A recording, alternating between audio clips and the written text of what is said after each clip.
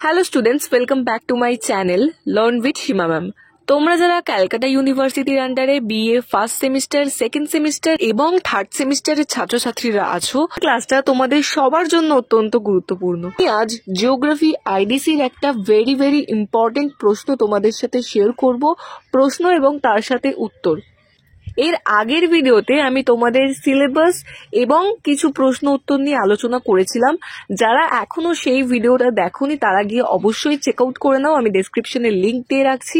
তাহলে তোমরা বুঝতে পারবে তোমাদের কি কি পড়তে হবে এবং তোমাদের কনসেপ্টটা ক্লিয়ার হবে।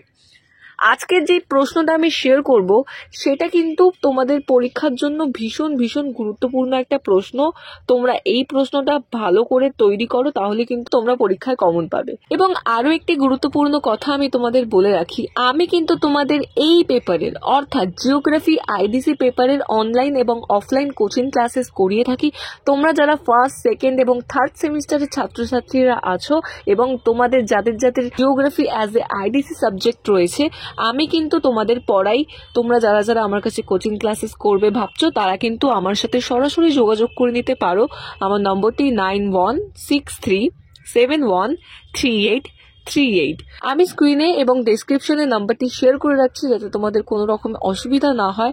তোমাদের কোনো রকম কোয়ারিজ থাকলে তোমরা আমাকে কমেন্টের মাধ্যমে জিজ্ঞাসা করতে পারো, এবং যারা আমার কাছে পড়বে ভাবছো তারা কিন্তু তাড়াতাড়ি যোগাযোগ করে নিও। তোমাদের যে প্রশ্নটা আমি আজকে দিয়েছি সেটা হলো উদাহরণ সহ দৃশ্যানুগ অভিক্ষেপ, পার্সপেক্টিভ প্রজেকশন এবং অদৃশ্যানুগ অভিক্ষেপ অর্থাৎ নন পার্সপেক্টিভ প্রজেকশন ব্যাখ্যা করো। তো দেখে নাও, একটি নির্দিষ্ট উৎস বিন্দু থেকে আলোক রশ্মি বিচ্ছুরণের ফলে কোনো তলের উপর স্বচ্ছ ভূগোলকের অক্ষরেখা ও দ্রাঘিমা রেখার জালিকা প্রতিস্থাপিত হয়ে যে অভিক্ষেপ গঠন করে তাকে দৃশ্যানুগ অভিক্ষেপ বা পার্সপেক্টিভ প্রজেকশন বলে। আলোর ধর্ম অনুযায়ী এই অভিক্ষেপ গঠিত হয় বলে একে জিওমেট্রিক প্রজেকশনও বলা হয়। আশা করছি বুঝতে পারছো। যেমনটা আমি তোমাদেরকে বললাম, আমি কিন্তু তোমাদের এই পেপারের অনলাইন এবং অফলাইন কোচিং ক্লাসেস করাই। তোমাদের ক্লাস কিন্তু চলছে। তোমরা যারা এখনো জয়েন করবে ভাবছো তারা জয়েন করতে পারো। আমার নম্বরটি আমি আরো একবার স্ক্রিনে দিয়ে রাখছি, এই নম্বরে যোগাযোগ করে নিতে পারো। এবার আমরা ফিচার্স গুলো জেনে নেবো, অর্থাৎ বৈশিষ্ট্য। দেখো এই শ্রেণীর অভিক্ষেপে বিকাশিত পৃষ্ঠ ডেভেলপেবল সারফেস ভূগোলবের একটি মাত্র বিন্দুকে স্পর্শ করে, তাই এই শ্রেণীর অভিক্ষেপ প্ল্যানার অভিক্ষেপের অন্তর্গত, তবে সব প্ল্যানার অভিক্ষেপ পার্সপেক্টিভ শ্রেণীর নয়। নাম্বার 2, আলোর উৎস ভূগোলকের বিভিন্ন বিন্দুতে এমনকি বাইরের থেকেও হতে পারে। নাম্বার 3, দেখো আলোর উৎসের অবস্থান অভিক্ষেপের ধর্মকে প্রভাবিত করে। তাহলে বুঝতে পারছো পার্সপেক্টিভ প্রজেকশন কাকে বলে এবং তার বৈশিষ্ট্যগুলো দিয়ে দিলাম। এবার তোমরা পার্সপেক্টিভ প্রজেকশনের এক্সাম্পলস গুলো দেখো। Zenithal gnomonic, zenithal stereographic, zenithal orthographic projection. Next আমরা দেখবো অদৃশ্যানুগ অভিক্ষেপ বা নন পার্সপেক্টিভ প্রজেকশন।